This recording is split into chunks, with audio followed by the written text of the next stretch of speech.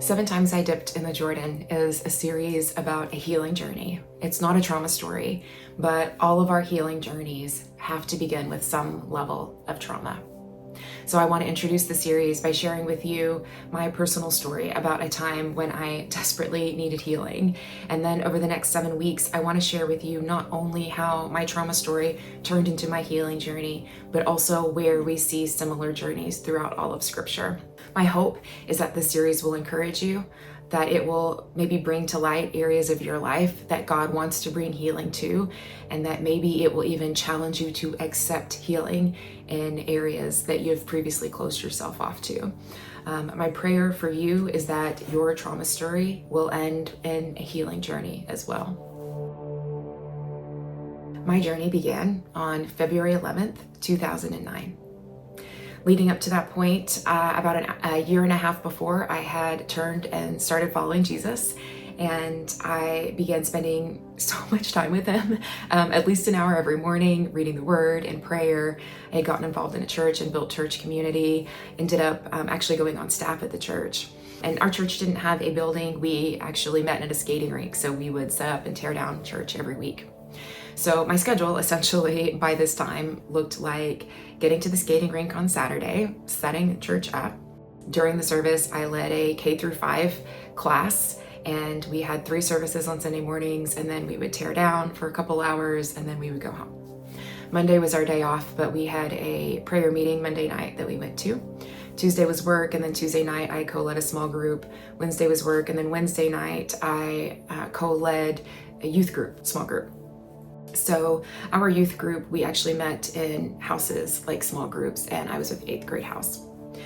And then on Thursdays work, and sometimes I would help with other areas of the church, like with another one of the small groups. And then Friday I would work, and I would come home and I would sit down, and sometimes I would be so tired I couldn't even get up for hours. And so I knew that I was burning myself out and that something had to shift. So I started praying about it. And I felt like God had released me from serving in youth group. We had many other great youth group leaders, and I knew that they could handle it without me, and we had other people stepping up and stepping in. So I talked with our youth pastor, made the decision that February 11th would be my last night with the youth.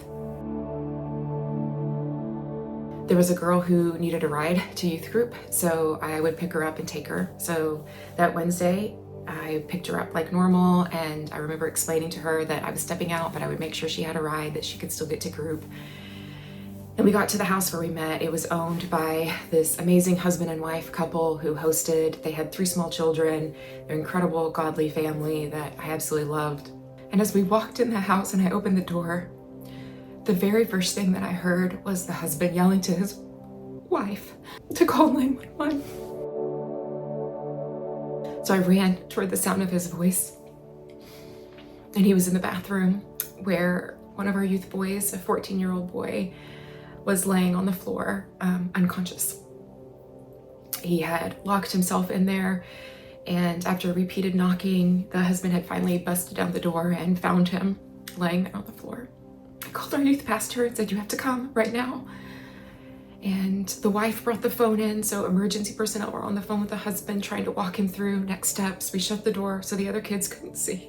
And then the husband and I tried CPR, tried resuscitating this boy. At one point, the husband asked me to grab a towel from the towel cabinet. And so I remember standing up and looking in the towel cabinet, and there were teal towels on one side and orange towels on the other side. And I remember thinking in my head, what if the towel gets stained by whatever purpose we use this for? And would the teal towel stain more or the orange towel stain? I don't want to stain their towels. I want to be respectful of their house. And it felt like I was standing there for hours trying to make a decision about the towels. And then one towel was too big, but the other one might have been too small. What was the right size and color? As if that was the most important decision I could possibly make in my life. But I grabbed the orange towel and I sat back down and tried to help resuscitate this boy. And he was completely unresponsive. So the emergency people came, and they needed to move him out. So we gathered the rest of the kids and put them in a back room and shut the door. And I remember we all held hands, and I was asked to lead them in a prayer. And so I led this group of 8th graders in a prayer for God to save the life of their friend that I knew in my heart was already dead because I had just held his head in my hand just moments ago. And I felt like the world's biggest fraud, that I was telling them to have faith for something that I didn't have faith for. When they took the boy to the hospital, his 3 best friends wanted to go, so I took them, and I'm in the car with these 3 boys, and they're asking me all these questions about what happened, and they're angry because they had been questioned about whether or not their friend had been taking drugs or what he had done to cause this, as if it was his fault. And I tried to help them understand, they're just trying to make sense of it too, and they're just trying to help them the best they can, but they're asking me all these questions that I don't have the answers to. So we get to the hospital. The youth pastor comes up and tells me that I need to sit with the brother of the boy. He was a little boy. He was probably, I don't know, 4 or 5, and he wanted me to sit with him and distract him. So I took the kid to the vending machines, got a Sprite, and then I sat with him and showed him games on my phone and songs and tried to play with him and try to distract him as if his parents weren't wailing in the next room behind us. And at one point, the boy's mom came out and sat next to me and asked me how she was going to tell her other son that his brother was never coming home. And I didn't know. So eventually our lead pastor comes up and says he's going to take me to another area of the hospital where the detective is interviewing people who were there. And so it's just him and I walking through this lobby. I feel like I have to ask him the question. And I look at him and I say, "Did he make it?" And he just said, "Oh, I'm sorry. He died." Eventually the detective comes and he tells me I have to go down to the station to file my report because I was there in the bathroom. And so we go and I ride with him, and we're just, it was so surreal. We were talking like old friends. I was telling him how much I love cop shows and asking him about which ones are real and which ones aren't. And we get to the station and we're sitting around his desk just talking like friends. And I give my statement, but the rest of the time we just spend chatting. I get a ride home and I go home. I was living with family at the time, so I share with them what happened, and then I went to bed. I woke up the next morning and I immediately fell apart. Couldn't even get out of bed. I was crying. Took a shower, could barely finish. I was crying. Anyway, the days were like that for a while. I would have a good day and then I would have a bad day, and I would have a good day and I would have a bad day. What happened immediately after that is I found I couldn't be alone with kids. I was terrified to be alone with kids because if something were to happen to them, if they were to suddenly just drop dead, I couldn't save them. So that Saturday night, I was supposed to lead my K through 5 class like always, and I demanded other people help. I demanded other people lead. I had planned to just stand in the back. I remember this one little girl wanted to stand next to me and wanted to jump and worship with me, and I couldn't do it without crying. I was so afraid. So that following Monday at our prayer gathering, at the end, our prayer pastor asked everyone who had been involved in the incident to stand up. And the others surrounded us, put arms on us, prayed over us. I remember being so angry for being recognized. I didn't want anybody to know I was there. I didn't want anyone to have known the story. I was so angry when they laid hands on me. I didn't want anyone to touch me or to come near me. I just wanted to throw them all off and run away. But I stood there, I let them pray. And then as soon as they were done, I took off. I grabbed my stuff and I left.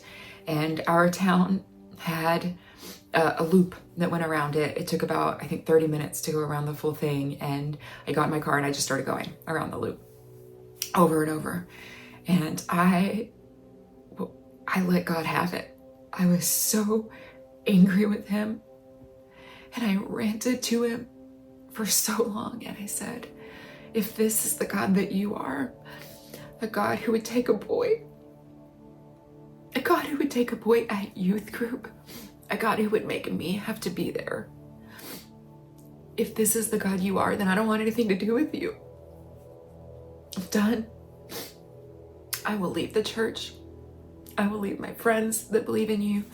I'll leave my family that believe in you. I will move to another town to get away from you.